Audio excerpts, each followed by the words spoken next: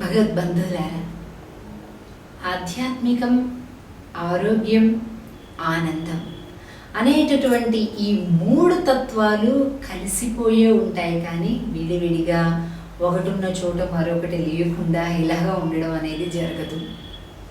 కనుకనే మన పెద్దలు మనకి ఏం చెప్పినా, ఒక మంచి మాట చెప్పినా, ఒక మంచి విధానాన్ని చెప్పినా కూడా ఈ మూడు విధాలైనటువంటి ప్రయోజనాలు మనల్ని చేరడం కోసమే చెప్పారన్నమాట.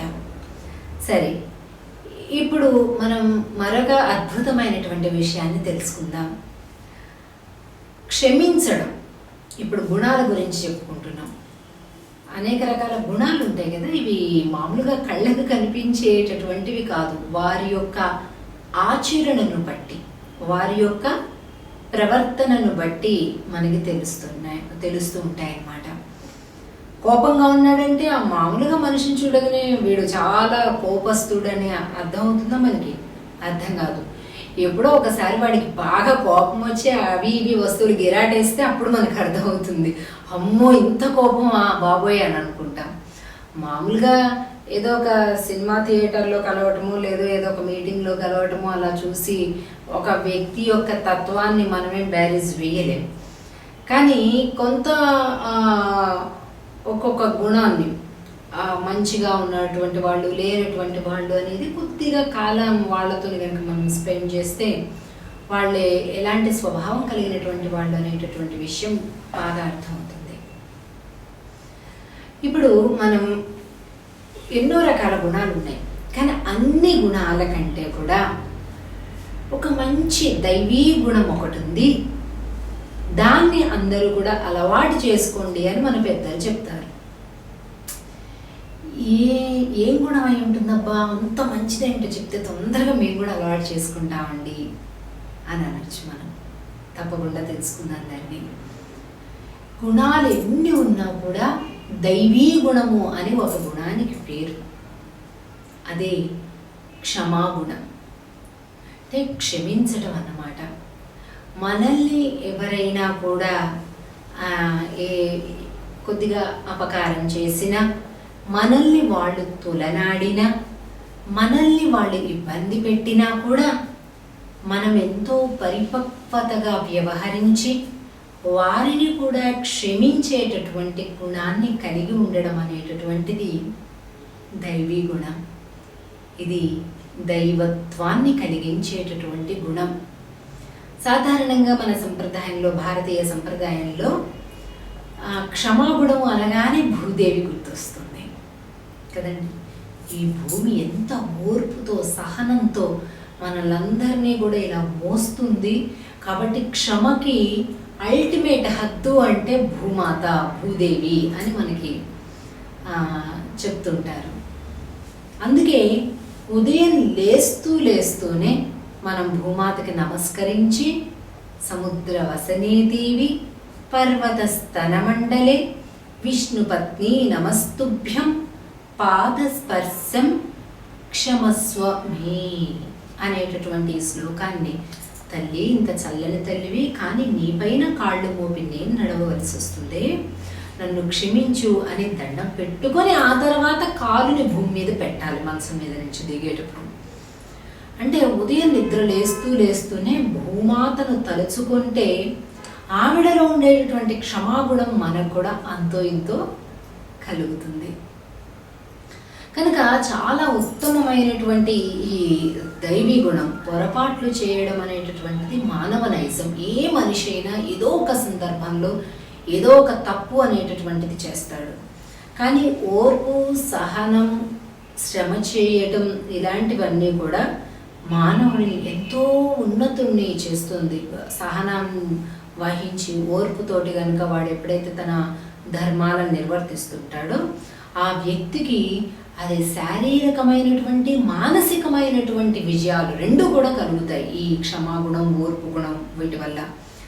ఇదే ఇతరులను క్షమించేటప్పుడు ఒక్కొక్కసారి మన ఆరోగ్య పరిస్థితిని బట్టి ఇవన్నీ కూడా మనం లెక్కలోకి తీసుకోవలసి ఉంటుంది. మనకి బాగా ఆకలేస్తుంటుంది, పక్కన వాడు ఏదో చేస్తాడు, మామూలుగా మనం మంచివాళ్ళమే, క్షమాగుణమే ఉంటుంది, కానీ అప్పుడు వాడి మీద కస్సుమని లేస్తాం అనమాట చిన్న విషయాన్ని కూడా. ఏమంటే వీడికి చాలా రెస్ట్లెస్గా ఉన్నాడు, ఆకలి వేస్తూ ఉంది, అలాగా లేదు.